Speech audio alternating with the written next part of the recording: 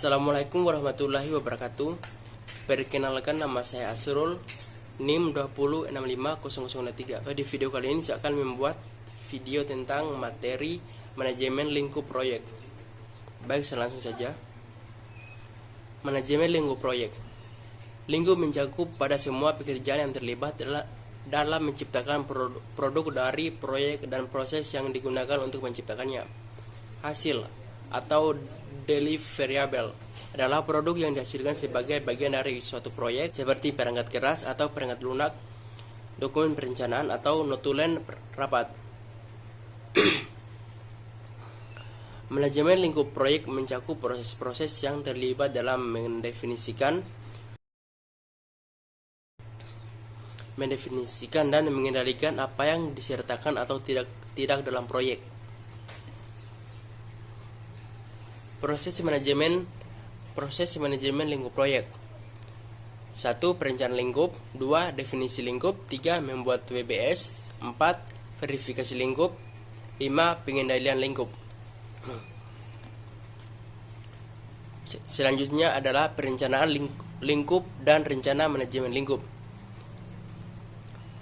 1. Rencana manajemen lingkup merupakan dokumen yang mencakup deskripsi tentang bagaimana tim akan menyiapkan pernyataan lingkup proyek, membuat WBS, memverifikasi selain hasil proyek, dan mengendalikan perubahan terhadap lingkup proyek.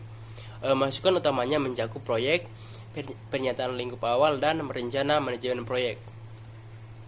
Contoh proyek charter sebagai berikut. Selanjutnya ini juga contoh proyek charter. Definisi lingkup dan pernyataan lingkup proyek.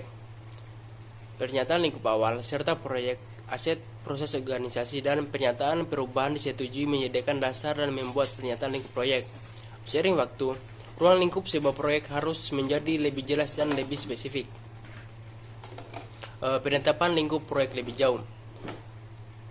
Berikut adalah contohnya. Selanjutnya, membuat work breakdown struktur atau WBS. WBS merupakan pengelompokan pekerjaan proyek yang berorientasi pada hasil yang menetapkan lingkup total proyek. WBS adalah dokumen dasar yang memberikan landasan bagi perencanaan dan pengelolaan jadwal proyek. Biaya sumber daya dan perubahan. Dekomposisi merupakan bagian hasil proyek menjadi bagian-bagian yang lebih kecil. Contoh WBS internet disusun berdasarkan produk. Sebagai berikut adalah contohnya. Lanjut. Ini juga contoh dari WBS internet disusun berdasarkan fase. Sebagai berikut. Lanjut. WBS internet adalah bentuk tabular. 1. Konsep, kemudian evaluasi current system, definisi requirement, terbagi atas beberapa bagian, yaitu define user requirement, define content requirement, define system requirement. 4. Define server owner requirement. Selanjutnya adalah define specific functionality, define risk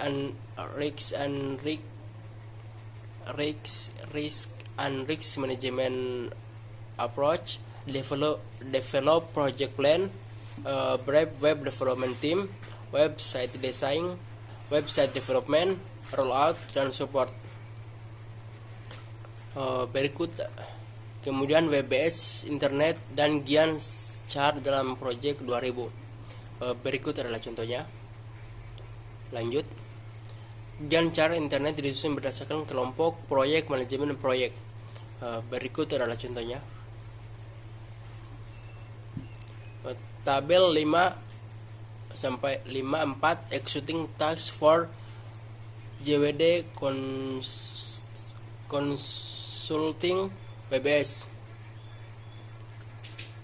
Berikut adalah contohnya, yaitu ada executing survey, user input, internet site contents, template and tools, article, links as an expert, user request feature, internet site design, internet site construction, site testing, site promotion, site rollout, project benefit measurement. Apa sih? Pendekatan untuk mengembangkan WBS yaitu satu, pedoman, pendekatan analogi, pendekatan top down, penetapan bottom up, pendekatan mid mapping. Contoh pendekatan mid mapping sebagai berikut. Hasil WBS dalam diagram yaitu sebagai berikut. Information Technology Upgrade Project Management, Update Inventory, Assure hardware and software, install hardware and software, perform physical inventory, update database, server, user hardware, building A, building B, building C, laptop, dan desktop. Pustaka WBS dan scope baseline. Banyak tugas-tugas WBS tidak jelas dan harus dijelaskan secara lebih rinci sehingga orang tahu apa yang harus dilakukan dan dapat diperkirakan beberapa lama pekerja dan biaya yang diperlukan. Pustaka WBS merupakan dokumen yang menggambarkan informasi rinci tentang setup butir WBS, lingkup proyek yang disetujui WBS-nya, serta pustaka WBS membentuk scope baseline yang digunakan untuk mengukur kinerja memenuhi sasaran lingkup proyek. Verifikasi. Sangat sulit untuk membuat pernyataan lingkup dan WBS yang baik bagi suatu proyek. Bahkan lebih sulit lagi untuk memverifikasi lingkup proyek dan minimalkan perubahan lingkup. Banyak proyek TI yang sengsara karena scope, script, dan verifikasi lingkup yang buruk. Pengendalian lingkup. Pengendalian lingkup melibatkan pengendalian perubahan terhadap lingkup proyek. Sasaran pengendalian lingkup adalah untuk mempengaruhi faktor yang menyebabkan perubahan lingkup, memastikan bahwa perubahan diproses berdasarkan prosedur yang dikembangkan dan sebagai bagian dari pengendalian perubahan.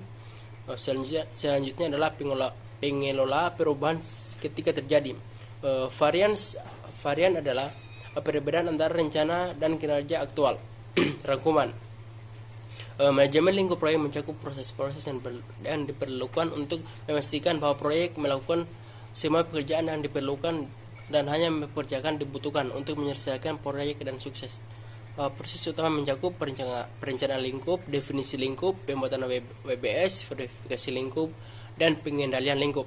Sekian video dari saya. Saya akhiri dengan ucapan wabillahi taufiq wal hidayah. Wassalamualaikum warahmatullahi wabarakatuh.